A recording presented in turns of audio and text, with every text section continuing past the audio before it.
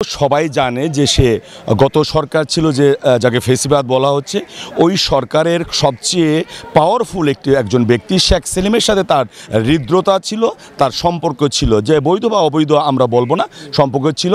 এবং সে কিন্তু সকল নির্বাচনী প্রচারণায় শুধুমাত্র তার সহকর্মী ফেরদৌসের নির্বাচনী প্রচারণায় সে বাংলাদেশের আওয়ামী লীগ যেখানে যেখানে দাঁড়িয়েছে সেখানে গিয়েছে।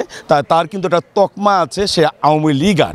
তাই আওয়ামী লীগতে তার আসার সম্ভাবনা কম, এবং এটা আরও প্রতিষ্ঠিত করেছে যখন সবাই দেখছে যে যে আসছে, যে একটা নতুন বাংলাদেশ হতে যাচ্ছে। যেমন আমরা কিন্তু তার আগে গিয়ে ওদের সাথে একাত্মতা, আমি আমার ছেলেসহ একাত্মতা ঘোষণা করেছি। তখন কিন্তু সে আলো আসবে বলে যে একটা প্ল্যাটফর্ম ছিল সেখানে এদের বিরুদ্ধে বলেছে।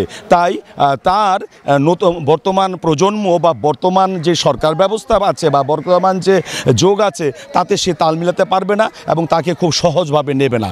আমরা ইতিমধ্যে শুনলাম তাকে সে লন্ডন যাচ্ছিল, কিন্তু সিলেট এয়ারপোর্টে তারা আটকে দিয়েছে, তাকে অ্যারেস্ট করা হয়েছিল, কিন্তু পরে দেখা গেল তার বিরুদ্ধে কোনো মামলা নেই, তারপর তাকে ছেড়ে দেওয়া হয়েছে। কালকে মামলা নেই, আজকে যে মামলা হবে না তাও কিন্তু বলা যায় না। তাই তার আর এই গ্রুপে আসার কোনো সম্ভাবনা নেই। আমার মিডিয়াতে একটা ক্লিন ইমেজ ছিল এবং সবাই আমাকে ভালো জানতেন যে আমার বদ কোনো অভ্যাস ছিল না, কোনো দিক দিয়ে নেই। কিন্তু নিপুণ এমন একটি নির্বাচনে হেরে গিয়ে সকল ক্ষেত্রে উল্টাপাল্টা কথা বলে কিন্তু এইভাবে চরিত্র নিয়ে কথা বলবে ভাবিনি। কিন্তু পরবর্তী আল্লাহ রাব্বুল আলামিন তিনি প্রকাশ করে দিয়েছেন, তিনি প্রতিষ্ঠা করে দিয়েছেন যে নিপুণ যেটা বলেছেন না মিথ্যা। নিপুণ নিজের কথায় নিজের মুখ দিয়ে বলেছে যে পীরজাদা ভাইয়ের বিরুদ্ধে আমি যে অভিযোগ করেছিলাম সেটা মিথ্যা, আমি আরেকজনের কাছে শুনে এটা বলেছিলাম, সে আমাকে চুমু দিতে চায়নি কখনো। আজকে বহিষ্কারের বিষয়টা বলি, আপনারা যে কোনো বিষয় ঘটনাটা কি সে সত্য বলেছিল যে চুমুর বিষয়টা? না চুমু, আচ্ছা তখন এত মিডিয়া ছিল, আমি প্রধান নির্বাচন কমিশনার ছিলাম, আর এত ক্যামেরা ছিল, সেখানে যে কোনো কথা কিন্তু রেকর্ড হয়েছে। যেমন যে জায়েদ খান যে টাকা দিচ্ছে চাদর পরেছিল সেটা কিন্তু রেকর্ড ছিল, কিন্তু আমি যে তাকে খারাপ করেছি বা তার সাথে আমি আলাপ করেছি এমন ভিডিও কিন্তু কেউ দেখাতে পারিনি। এখন তাই এই কথাটা সম্পূর্ণ মিথ্যা। নিপুণ যে অভিযোগটা দিয়েছিল তার মুখ দিয়ে সে স্বীকার করেছে। নিপুণকে বহিষ্কার করার কথাটা বলি আমি, যে বহিষ্কার মানে দেশ চলে সংবিধান অনুযায়ী আর বিভিন্ন সংগঠন চলে তার গঠনতন্ত্র অনুযায়ী। গঠনতন্ত্রে বহিষ্কারের বিষয় আছে, স্থায়ী বহিষ্কার, সাময়িক বহিষ্কার করার বিষয় আছে।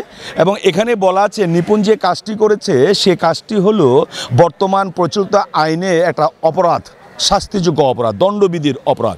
সে শিল্পী সমিতির তখন নির্বাচিত বা সিলেক্টেড কোনো সাধারণ সম্পাদক নয়, তিনি সেই প্যাড ব্যবহার করে আলো আসবেই নামক একটি গ্রুপ ছিল যেটা বর্তমান 24-এর স্বাধীনতার বিপক্ষে ছিল, সেখানে সে বিবৃতি দিয়েছিল চলচ্চিত্র শিল্পী সমিতির পক্ষ থেকে।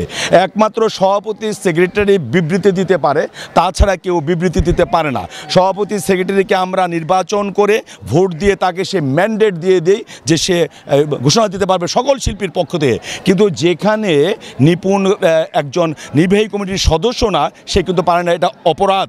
এই অপরাধের জন্য তাকে শোকজ করা হয়েছে, উত্তর দেয়নি সে, তারপর তাকে স্থায়ীভাবে বহিষ্কার করা হয়েছে। এখন আরেকটি বলবো, বহিষ্কার উইথড্রর একটা বিষয় আছে, কিন্তু আমাদের এই গঠনতন্ত্রে বলা আছে পরে যদি সে ক্ষমা প্রার্থনা করে এবং কমিটি যদি সর্বসম্মতিক্রমে সিদ্ধান্ত নেয় বা সংখ্যাগরিষ্ঠতার আলোকে যে এই বিষয়টা সঠিক, তাকে হয়তো মাফ করে দিতে পারে।